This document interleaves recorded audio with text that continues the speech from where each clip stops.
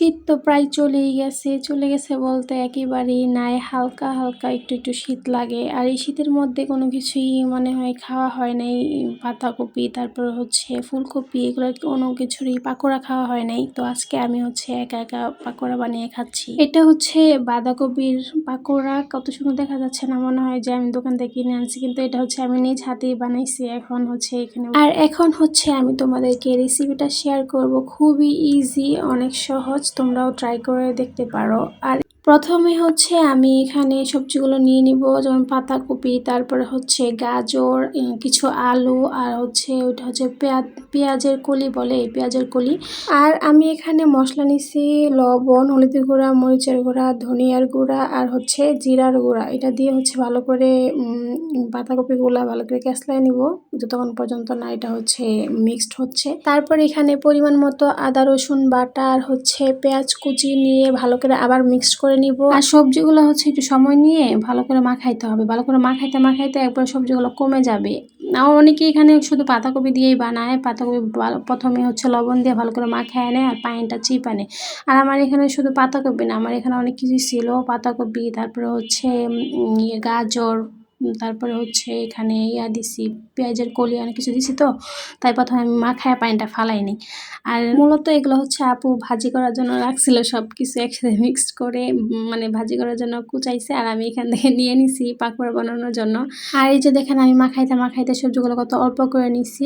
আর হচ্ছে আমি পুরটা বানানোর জন্য এখানে চাউলের গুঁড়া আর হচ্ছে আটা নিয়ে নিছি। শুধু আটা দিলেও হবে, চালের গুঁড়াটা দেওয়ার কারণ হচ্ছে এখানে চালের গুঁড়া দিলে একটু মচমচা হয়, খাইতে ক্রিস্পি ক্রিস্পি লাগে, ভালোই লাগে। আর এখানে আমার পুরটা বানানো হয়ে গেছে। পুরটা হচ্ছে বেশি শক্ত করা যাবে না, আর হচ্ছে বেশি নরম করা যাবে না। আমি দেখাই দিই, পরিমাণ মতো আটা দিতে হবে। আটা কম দিলে এটার শেপটা হবে না, আর আটা পরিমাণ মতো দিলে এটা শেপটা হবে। দেখেন এরকমভাবে বানানোর পরে শেপটা ভাঙবে না, হ্যাঁ, আটা পরিমাণ মতো দিলে।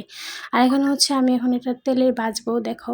আর এই যে হচ্ছে আমি পাকোড়াগুলো ভাজার জন্য কড়াইয়ের মধ্যে পরিমাণ মতো তেল দিয়ে দিছি। আর প্রথমে চুলার আঁচটা বাড়িয়ে নেব। যখন হচ্ছে তেলগুলো ভালো করে গরম হয়ে যাবে তখন চুলার আঁচটা কমিয়ে পাকোড়াগুলো একটা একটা করে দিয়ে দিব।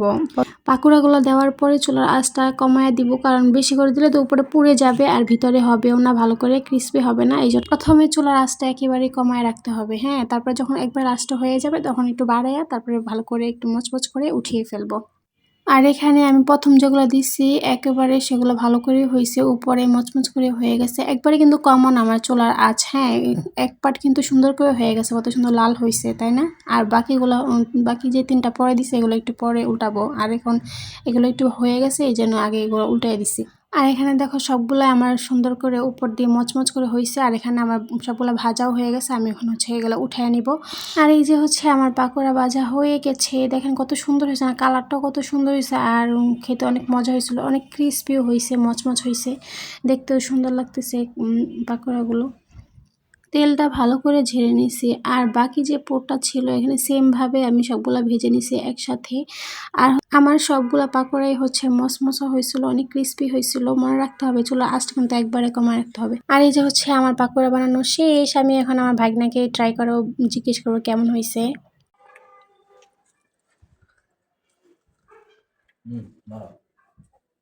কেমন হয়েছে? মজা হয়েছে, থ্যাংক ইউ। আমি যখনই কিছু একটা বানাই সবার আগে ও খাবে, ও খেয়ে রিভিউ দেয়। দেখছেন বলতেছে মজা হয়েছে, আসলেই মজা হয়েছিল। ওই জন্য ও বলছে কোনো কিছু খারাপ হলে সাথে সাথে বলে দিবে যে আমার এটা ভালো লাগে নাই। আর ভালো লাগলে ও বলবে যে ভালো লাগছে। আমি গিয়ে দেখি ও আর আমার কাজিন হচ্ছে লুডো খেলতেছে।